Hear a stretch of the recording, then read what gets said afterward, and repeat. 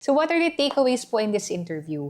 We can say that this era, of course, opens the door for content creators to shine, di ba, sir? Kasi marami talagang sumikat ngayon. Dahil sa pandemic, actually, di ba, yun yung para ma-preserve natin yung mental health. Ito yung naging way ng mga tao, di ba, para to reach out to others. Kasi bawal lumabas, bawal, opo.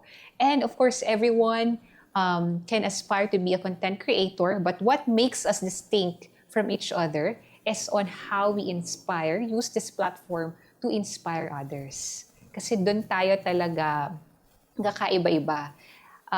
In ngayon yung mga nakaka-good vibes. Kasi may mga fina-follow din tayo ng mga nakaka-good vibes, diba? Ng mga content creators.